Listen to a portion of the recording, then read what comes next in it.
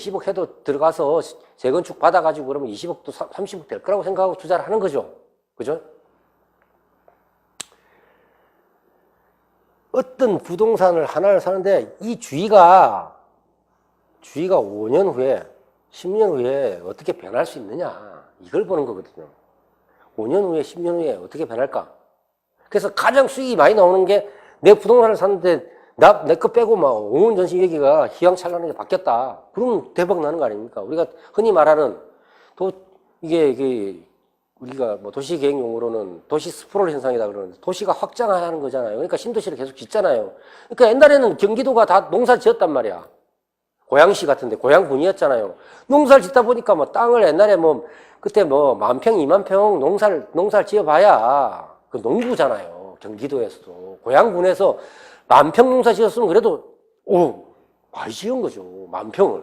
근데 그 10,000평이 농지일 때하고 도시 스프롤 해가지고 신도시가 들어올 때하고 하늘과 땅 차이가 되는 거잖아요. 결국 내 이웃이 바뀌어가지고 자기가 부자가 된 것이지 자기가 뭘 잘한 건 아니잖아요, 사실. 그죠? 그러니까 불로소득은 맞아요. 근데 어쨌든 그러니까 결국 미래 가치를 결정하는 거는 근데 이거는 어차피 내가 투자를 할 바에 남이 책임을 안 지주니까 내가 판단해야 된다고. 그러니까 내 주의가 내가 살려고 하는 물건의 주의가 5년 후에는 뭐 어떻게 바뀔까? 도로가 어떻게 바뀌고 뭐 지하철이 어떻게 바뀌고 뭐 신도시가 들어올까 말까? 하여튼 이웃을 판단하는 거야. 심지어 여기가 완전히 달동네인데 내가 살려고 하는 게 달동네인데 여기가 재개발되면 이 아파트가 뷰가 어떨까 하는데 앞에 보니까 바다야. 바다. 우리 부산 같은 경우에 제가 부산에서 사실 지금 부산에서 완전 달동네야. 그것도 지금 안 쳐다보는 해운대는 막 뜨고 있는데 해운대 정반대에 있는 달동네란 말이에요. 평당 100만 원, 80만 원에 낙찰 받아줬어요. 80만 원, 평당 50만 원이거든.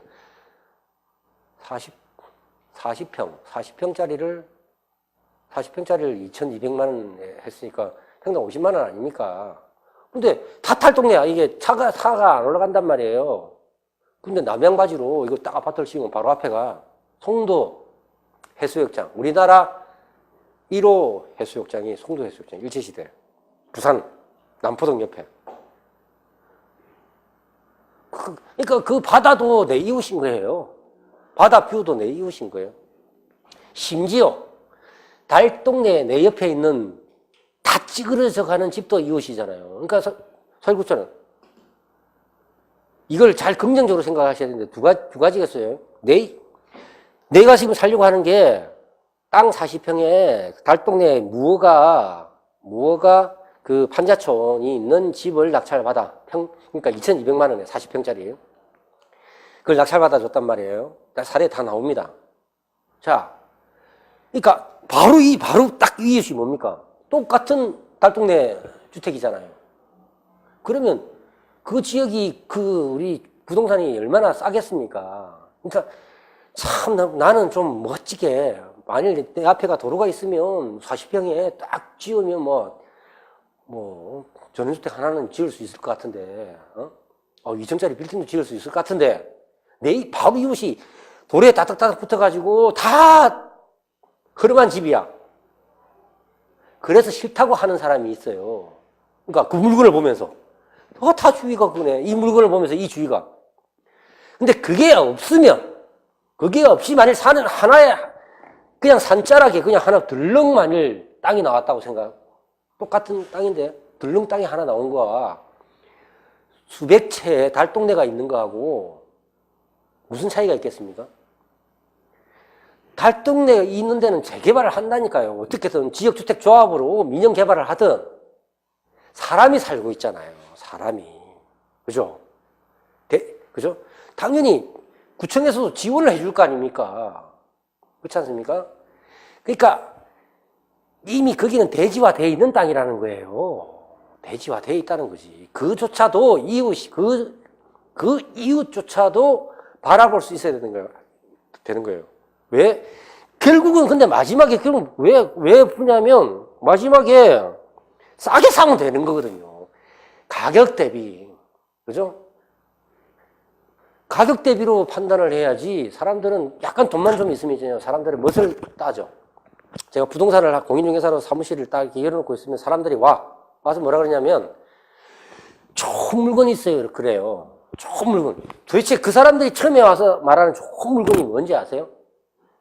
딱 그렇게 말하는 사람은 있잖아요. 아까 제가 금방 말씀드린 그 송도에 달동네에 요거 감정가가 6천인데 지금 2천만 원까지 떨어졌어요. 한 2,200~300이면 낙찰 받을 수 있어요. 그 어딘데요? 송도인데요. 달동네. 그것도 퍼세식이었거든요. 퍼세식. 그 누가 살아요? 누가 살아요? 이러니까. 그것도 사람이 다 살고 있어요.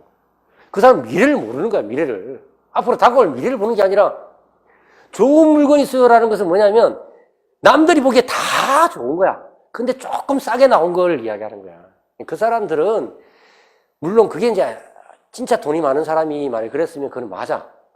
내가 뒤에 한 100억 있어. 그냥 편하게 임대 놓을 물건 하나 찾아주세요. 이러면 감사합니다 하고 내가 중개를 해주지.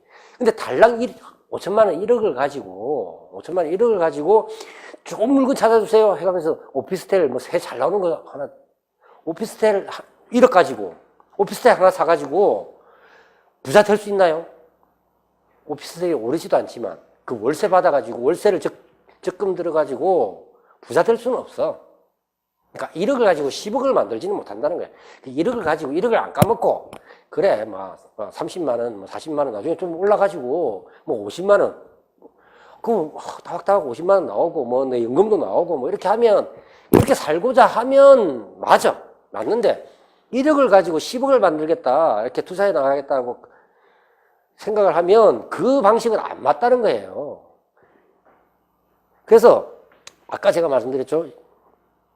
부동산 가치는 그 부동산의 이웃의 가치고 그러니까 그런 것의 장점들을 내가 포착하려고 해야 돼요. 그러니까 나의 판단을 가지고 해야지 남의 그런 어떤 내가 이 부동산을 가지고 있다고 해서 와 부럽다 뭐 이렇게 하면 안 된다는 거야.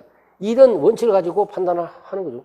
원칙이 뭡니까? 쌀 때 싸게 사서 비쌀 때 비싸게 파는 게 맞는 거예요. 이게 이거는 비트코인도 맞아 사실은. 그렇잖아요. 이건 비트코인도 맞긴 맞아. 난 내재 가치가 없어서 이건 난 투기를 넘어선 난 이제 사기라고 보는 거지. 특히 거래소. 비트코인 거래소는 난 사기꾼들의 집합이라고 봐요. 뭐 동의할지 모르지만. 왜 그러냐면 내재 가치가 없어요. 사람을 현혹시키는 거야. 그 현혹시키는 방법 자체가 뭐냐면 막 무슨 우리 무슨 달러에 기축통화 화폐 막 이렇게 하면서 블록체인 기술, 분산 기술, 개뿔. 거래소는 오프라인인데 그거 다 틀리고 말이야. 지금 다 어디 다 틀리고. 그 틀렸다는 게 과연 다 북한한테 지금 책임 전가하는데 얘들이 국정원이든 CIA든 도대체 어느 놈이 해먹고 이게 지금 저기 뭡니까? 그걸 뭐라 그러나? 나 이제 생각도 안 난다. 해킹! 도대체 어느 놈이 해킹을, 그 내부자 소행이면 어떡할 겁니까? 그 내부자만큼 해킹하기 좋은 게 어디 있습니까? 그럼 지금 거래소에서 자기네들을 배째라 할 수 있잖아요. 제일 편한 게 어디입니까? 북한을 어떻게 조사해? 북한이 했다고.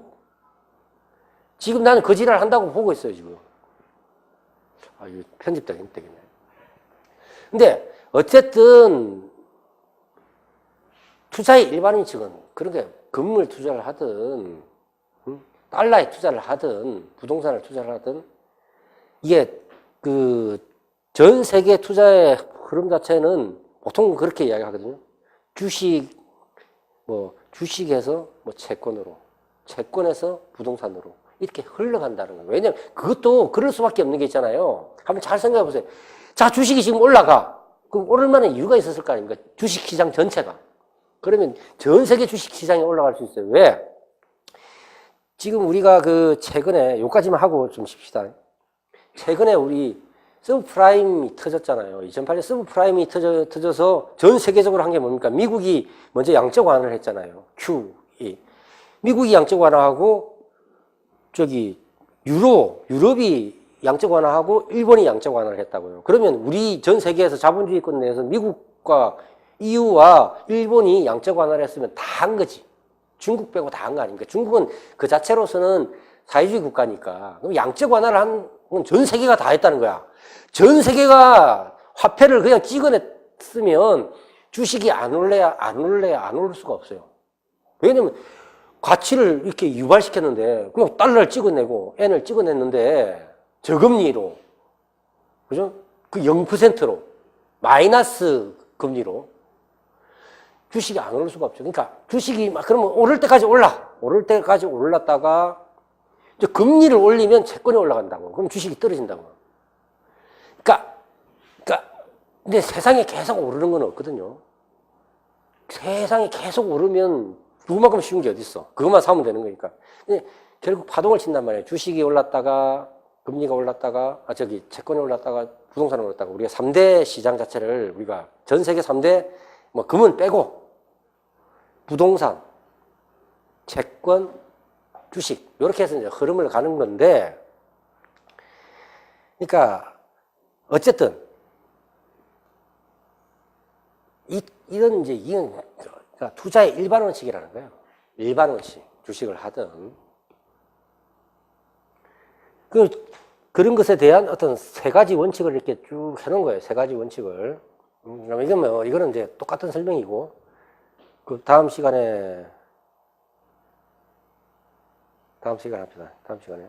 그러니까 이 권리 분석도 아까도 제가 말씀드렸죠. 그러니까 이게 이제 보통 우리가 말하는 이제 초보자들이 하는 일반적인 권리 분석이에요. 그럼 이거는 사실 일주일, 아무리 오래 걸려도 일주일이면 돼. 근데 이것만 갖고는 경매를 안다고 할 수가 없어요. 제가 얘기했잖아요. 실체적 권리 분석. 이게 이제 특수물권 권리 분석이라고. 특수물권. 근데 특수물권 권리 분석에 제가 강의하는 것은 이건 뭐냐면 법 이론이에요. 정확하게 법 이론이니까 딱 떨어져요. 이것도 딱 떨어지는 거고. 근데 또 하나가 더 있다고. 이것만 갖고 다 되는 게 아니에요. 현장 권리 분석이 필요해요. 또는 현장 권리 분석, 실무적 권리 분석 또는 역학적 권리 분석. 이렇게 아무 말을 써도 되는데 뭐냐면, 예를 들어서 법정지상권을 하는데 법정지상권이 성립하느냐 성립하지 않느냐를 먼저 판단하는 것은 실체법적 권리 분석이에요. 집행부분은 다루지 않으니까 법정지상권 성립한다, 성립하지 않는다를 내가 토지를 낙찰받기 전에 내가 판단하는 능력은 실체법적 권리 분석인데, 그것만 권리 분석해가지고 법정지상권 투자를 할 수가 없어요. 왜 그러냐면 건물을 나중에 미등기 무허가 건물을 내가 매수를 해야 되거든. 이게 정리를 해야 돼. 그거를 정리를 하려면 그 상태에서 법정지상권이 성립하냐 성립하지 않느냐만을 가지고 그걸 해결할 수가 없어요. 그건 소송에서 싸울 때 마지막 방법이고, 그러니까 임차인이 점유하고 있느냐 소유자가 점유하고 있느냐, 이는 점유의 상황. 그게 엄청나게 차이가 나요. 그건 현장 권리 분석이지 법적인 권리 분석이 아니야. 소유자가 밖에 있든 소유자가 안에 있든, 그죠? 소유자가 밖에 있든 소유자가 안에 있든 소유권, 건물 소유권은 마찬가지인데, 법정지상권이 성립하고 성립하지 않는 것은 마찬가지인데, 소유자가 망한 사람이 그 미등기 무허가 건물에 다 이렇게 앉아 있으면 어떻게 되겠어요? 성립하든 성립하지 않든 이 사람을 내보내기가 너무 힘들다니까. 그러니까 그런 소유자와 점유자의 태도와 상황, 유치권도 마찬가지예요. 유치권이 성립하냐 성립하지 않느냐도 중요하죠. 근데 그들의 지금 상태, 딜이 가능하냐, 배째라 하고 뭐 칼부림 할 건달이 앉아 있느냐, 그 상황 자체에 따라서 틀려진단 말이에요. 그래서 권리 분석이라고 하는 것도 우리가 좀 삼면으로 보자는 거지. 통상적으로 이런 경매 권리 분석에서 한 단계 더 올라가서 고차원적인 우리 특수물권 권리 분석도 하고, 그것만이 아니라 실제 현장을 통해서 우리가 실무적으로 판단해야 될 부분들이 얼마나 많으냐 이거지. 이것을 일반론으로 한번 좀 생각해보자 하는 것이에요. 그러니까 면을 생각해야 된다고요. 여기까지만 하고, 이거 뭐 이제 같이 했으니까 이거는 다음에 잠시 하기로 하고, 배당 분석도 이제 좀 다음 시간 나올 거예요. 나올 거고. 이렇게 333. 현재 가치 분석, 미래 가치 분석, 뭐 경기 분석 이렇게 해서 333. 그래서 뭐 이걸 외울 필요는 없어. 이런 내용을 외울 필요는 없어요. 제가 말씀드린 것은 한 면만 있는 게 아니다. 권리 분석도 이 면만 있는 게 아니다. 하는 정도를 좀 받아들이시면 중급까지 오신 분은 조금만 이제 동력을 하시면 이제 실력이 비약적으로 그냥 왜냐면 그동안 들었던 것을 조합을 다시 해야 돼. 재조합을 해야 되기 때문에. 근데 이제 초보 이제 처음 오신 분은 이거 뭐 권리 분석 이것도 어려운데 왜 이렇게 많냐 하는데 부동산은 진짜 쉬워요. 아까 내가 말씀드렸잖아요. 내가 얼마큼 좀 미시적인 것은 현장 뛰면서 내가 경험해야 되지만 내 마인드를 얼마큼 딱 하느냐에 따라서 실제로 있잖아요.